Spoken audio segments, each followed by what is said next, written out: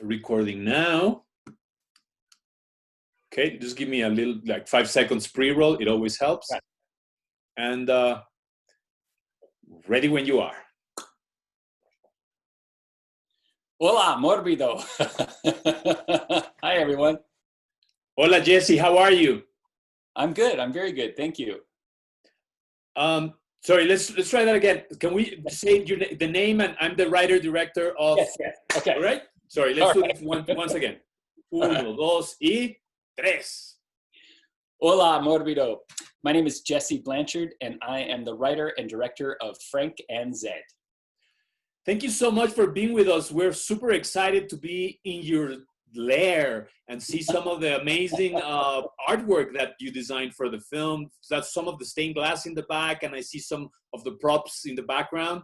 Thank you so much for being with us. Oh, no problem. I'm so excited to be here. People have seen the film by now, and I'm sure they have a lot of questions. But the one thing I wanted to start with is puppetry. Mm-hmm. How did you get into puppetry? I don't want to say it's a lost art because we've seen that you're a major practitioner and you have many followers. Otherwise, the movie would have not been made. How did you get into that? Tell us about that, please. Well, I was a traditional filmmaker for a long time, and I just couldn't get what was in my head out onto the screen. It just just wasn't what I wanted. And so really, in a moment of desperation, I said, what if I just used puppets and I'll just make everything and I'll just use puppets? And that was 10 years ago. And that's where I made Shine. So with this guy right here, this guy right here. So, hi, hola. Hola, damn. So I said, I'm going to try it. I'm going to make a short film. So I made Shine, and I had so much fun. I'd wanted to do a barbershop horror film, and for a long time, and I just did exactly. And it was exactly what I had in my head. And so after that, I was just hooked. That's amazing. But like you started from scratch. So did you go and learn intern with people, or you started experimenting and read about it? So I was incredibly lucky in that for this very first short, I connected with a puppeteer named Jason Robb, who's phenomenally talented. And he built all of the felt puppets, including these guys, almost everyone except for Frank and Zed. And it's just an incredibly talented puppeteer, and did all of the real important puppeteering on the film Frank and Zed. And so we really have worked together since then. And I mean, I do a lot of puppeteering, and I have certainly learned a lot, etc. But that was really part of the magical combination, was connecting with him, because puppeteering it's an art. It's absolutely, like, I've been doing it for a long time, and I cannot even approach what Jason can do, how much he can bring these characters to life, and other, real professional puppeteers. Tell me something now. With this experience, did it change your view of filmmaking? Because I'm sure also it's like you had to adapt a lot of the stuff that you previously knew. I think part of what it helped me see is how much people want the illusion to be real, including myself, how magical it can be. I mean, I think that's one of the things I love about Frank and Zed is absolutely everything is fake. Like the background, is fake.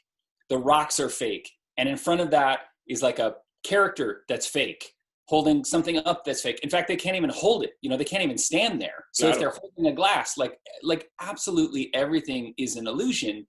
And yet when it works, it is so exciting. And so I think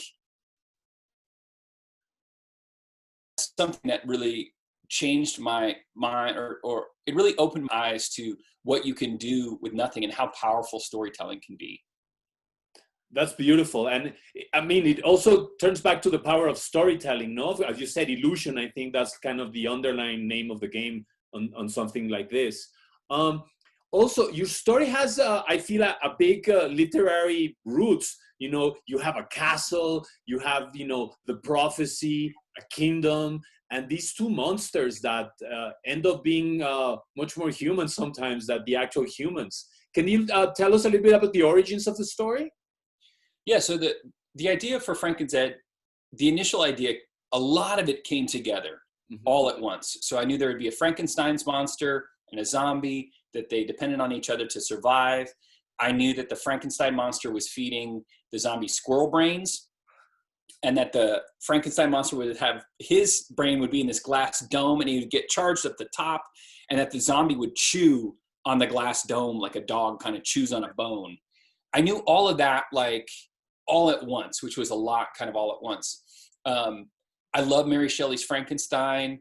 I love that her character is like really complex, you know, and is not, you know, and ironically, my Frank is like really monosyllabic and kind of, you know, but still hopefully has some of that kind of complexity. And so, and then beyond that, like the world is almost too easy to get lost in. There's so much, it's so much fun. In fact, I can show Morbido a little secret thing that no one has seen. This guy right here. Dun, dun, dun, dun, dun. You can That's see a demon? Yeah. So there was a whole thing with this demon statue and stuff. We did a bunch of stuff that I had to cut from the film because it was just too much. You know, so that this is the little secret thing. You know, I love lovely. Yeah, I love this sculpture. So, you know, my problem is I would just get lost in that world and tell stories forever. And you'd be like, I don't even know what's going on. I'm like, I don't know what's going on, but aren't we all having fun? You know? Claro. Yeah. But that was like one of the big challenges with the film is like, what is rich and rewarding and what is confusing, what is too much, and how to kind of navigate that land. You know, I like things jam-packed. You know, I like it stuffed absolutely to the max. I feel it's a bit evident in your rendition of the Orgy of Blood, which I'm sure that whenever there's like new film books come out, they're gonna need to like expand on what Orgy of Blood means after watching Frankenstein. Definitely. Yeah, I mean, it is a good example because the Orgy of Blood is the minimum. I felt. I mean, and I'm not even saying it as a joke. Like I had a list of, I was like, this is the minimum things. And I tried to do it as quickly and efficiently as possible, get through my minimum list. And it just took a long time to get through that list. But I'm not joking. I was like, this is what the audience deserves. I owe the audience these minimum kills, these minimum things, these minimum jokes, these minimum beats. And I will just try and do it as fast as I can. I love that. It's obvious that your sensibility as a filmmaker is always also connected to your sensibility as an audience, because you were having fun and you wanted to do things that were fun to you. Was it hard to like keep that conversation within you to make sure the film kept on going fine? I mean, sometimes it's hard to show up and do the work. Absolutely. I mean, there were days like on the Orgy of Blood, you know, because so we would do 11 shots a day on a good day. Wow. Some days we would only get 1 shot or 2 shots, right? Okay. That's our pace. That doesn't include all the building and stuff. That's just filming for 8 hours. The Orgy of Blood is 1,500 shots. Oh my God. Yeah. So there's times when you're in that and you're on shot like 657 and you're not even halfway done and you're like, this is crazy. How are we ever going to finish this thing? You have those days. But you also have these times where something is just so great and it just works and it's just like a drug. It's addictive. It's like really fun. And I think, and that's tied to how hard it is. It's so hard, so hard, so hard. So when it works, it's like really, really, and that, you know, and I think for me, I always felt like the whole film needs to be at a certain level, like the whole thing. I never want it to pop. I always think it's going to pop if even a single shot or a moment is wrong or false or doesn't work. And so it was always, every day was about honoring all the work that we had done before. You know, say like, today's not going to be the day. That's cool. Where we throw it all away. We did all of this. We got to keep it all the way up, all the way up, all the way up. And with the crew and everything, I'm sure that energy that you brought must have helped a lot, especially 6 or 7 years in the making. I mean, I've stopped. I feel like I have to stop counting. It's becoming embarrassing. So I'm like, yeah, 6 years. Still 6. It's the second anniversary of 6 years. Yeah, I mean, I have a phenomenal crew that the core crew were there on the first day and the last day. And I mean, it's really a testament to them. You know, many of them being involved in this film, no idea what's going on, no idea really what's happening, but still kind of showing up and just working, because you're creating this film like one. If it's an HD image, it's like one pixel at a time, but it's not all here. It's like here. You know, but yeah, I think it's really important. Okay. And also, sorry, no, I was going to say, it's also so evident, this passion that you have, that I'm sure that you must pass it on to all your crew, because the amount of detail in the world that you constructed. I love that you were telling me that you got into puppeteering because of this idea of, I want to see what is in my head. For example, the stained glass thing that you have in the back next to you, it's such an amazing, I mean, it's a piece of the decor, but then you use it so much, so dramatically. I'm thinking of that shot of the priest, and he's just backlit, and you see his silhouette, which is gorgeous. And you guys had to create all of that from scratch, right?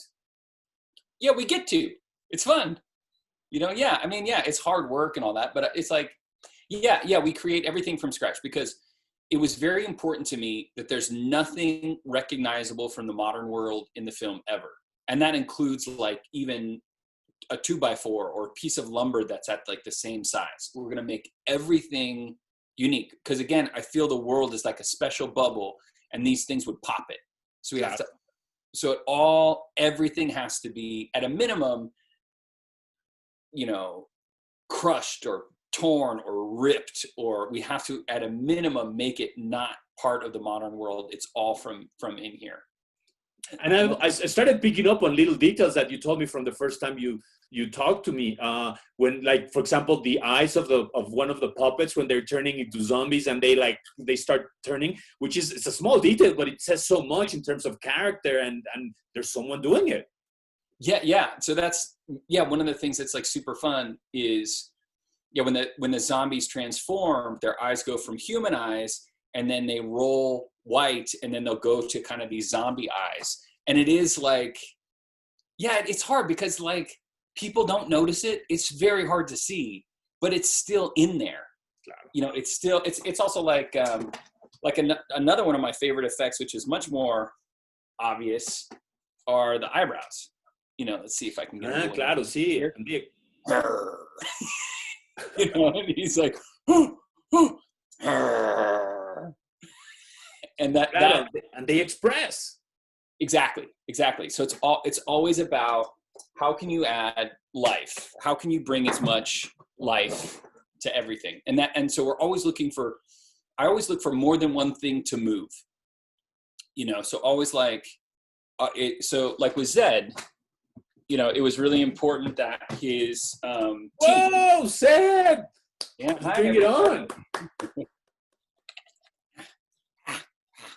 So with Zed, you can see his teeth move. His teeth are all on these little itty bitty nylon strings, so that they move. There we go. Sorry, I'm not strapped in, so he's harder. No. We're loving it. Yeah, so you can see that gives him more life. You know, gives him more life. So it's always, so the eyeballs, it's like an opportunity. It's like a gift to the puppeteer and a gift to the audience. How much time did it take to like design and build one, for example, Zed in this case? So a year to make just those two puppets. It took a full year, because a lot of it is doing techniques and doing things that I had never done before, you know? So like here's one of Frank's hands. So figuring out machining all of the stuff, everything to make his hand move, all the soldering, all that stuff. But you're quite technically savvy. I have a feeling. No? Yeah, I like that stuff. It's fun. It's super fun. I love the fact that you use all this stuff that is, you know, technology, but then you turn it around and use it to express emotions, to tell stories. It's one of those beautiful moments when, you know, technical stuff becomes art. Well, that's the whole point. And that's what I always said. Like, if we don't tell a good story, none of it matters. So it has to, if anything, what can be hard for me, it's easier to just get lost in the technical pretty stuff, right? It's hard to say, no, what's the story? Why are we here? What's the party that we're throwing for people, right? It's hard. That's hard to stay focused, you know, because you can kind of work mindlessly to make something like pretty or beautiful or polished for forever. But that's also, so that was always a big part, saying like, why are we here? What's the whole point of everything? And let's try and stay focused and do as good a job we can. And impressive how, you know, the two characters that actually speak the less in your movie end up, you know, emoting so much and creating so much emotion for the audience. And it's, you know, literally the work of all of you guys and what you created around them and all the emotion that they project. It's incredible. Did Frank come into the today?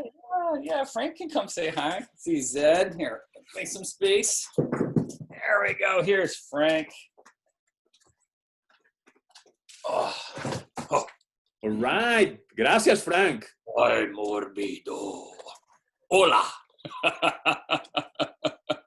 Yeah, so lovely. Such a cool design, man. And yeah, the visible brain, that's like tops, definitely. Yeah, and I love that you can see, I don't know, you can see his teeth. Yeah, the teeth. And this is actually like his underskull, you know, so you see a lot of, you know, Daddy? in a, Daddy? oh, hold on. No, Yes. Don't worry. It's cool, it's cool.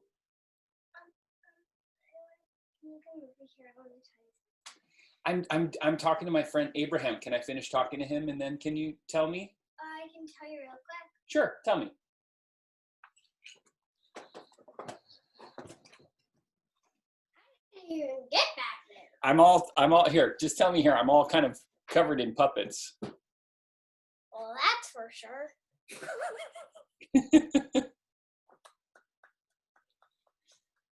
Oh, you want to whisper? Okay.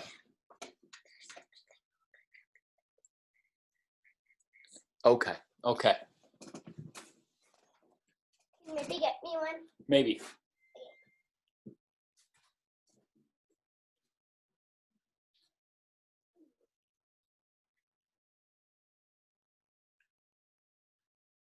Okay. Love that. It's, you know, very, very actual, real moments. It's fantastic. Yeah.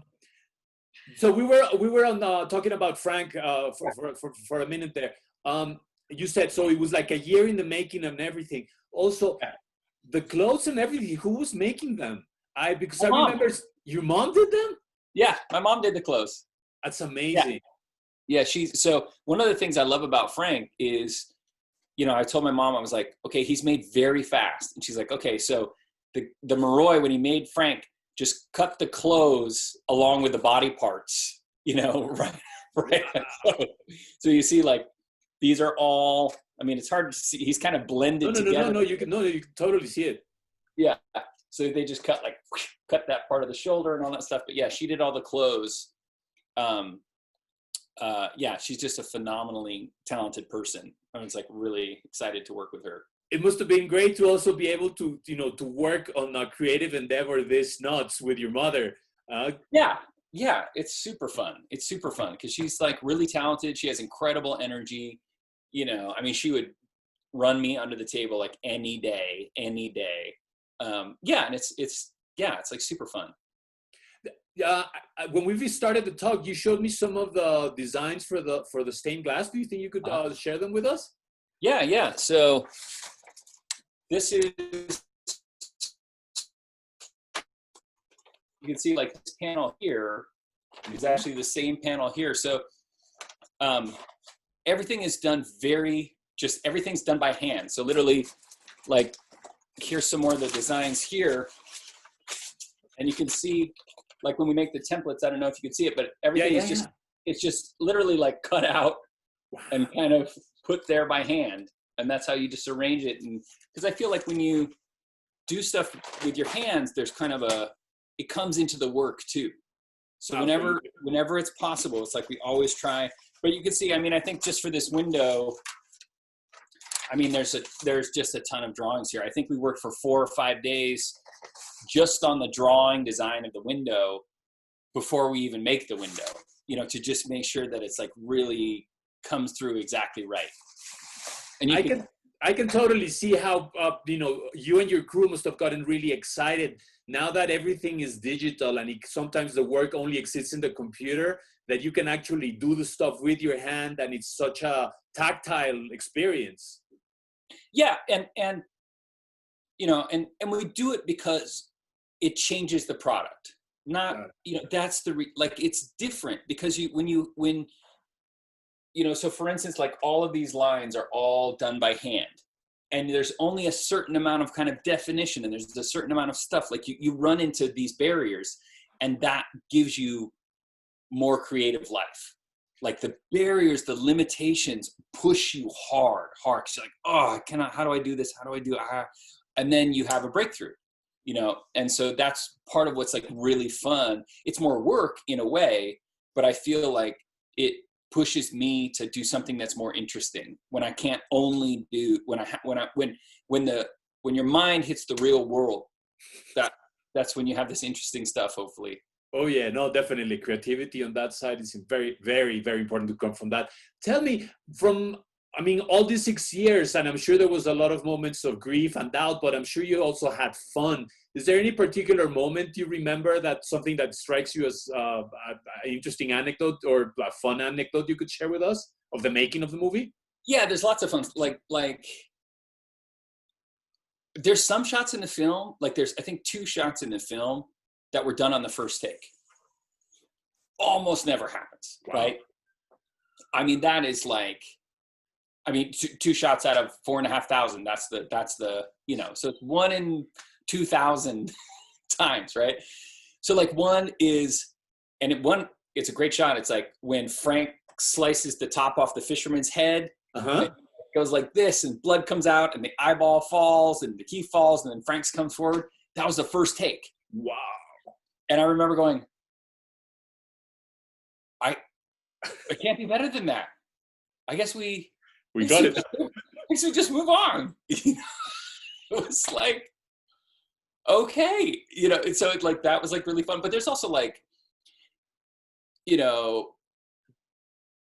yeah, there's just, I mean, almost any time it works. That's the thing that I love about this movie is some of the stupidest stuff I love deeply, you know, like, so there's a scene that, like right after Frank is like leaving the village, and there's the guy that was petting the chicken, you know, yeah.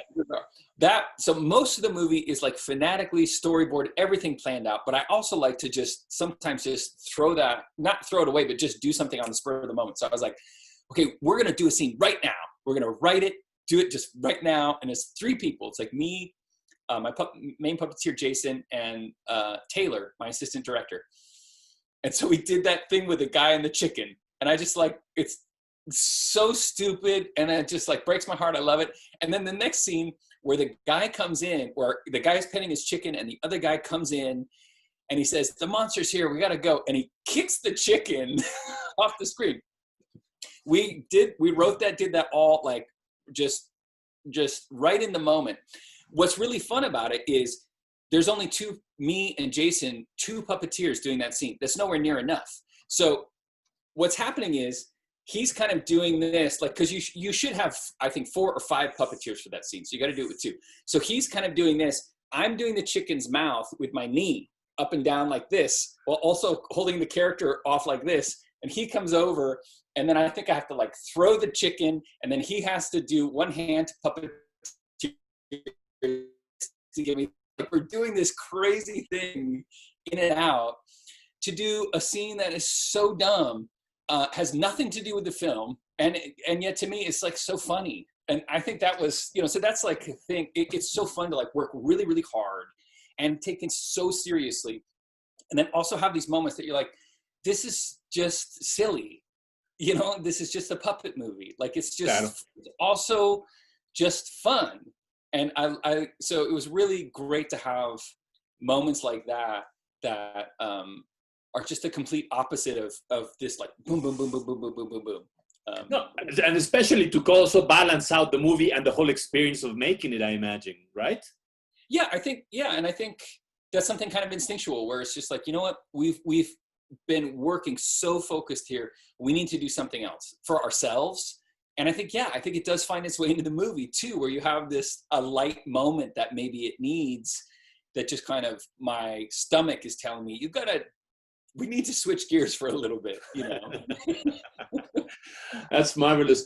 Jesse, thank you so much for sharing all these anecdotes, to introducing us, Frankenstein in the flesh. That's and also the Moroi sculpture. That's super fucking cool, man.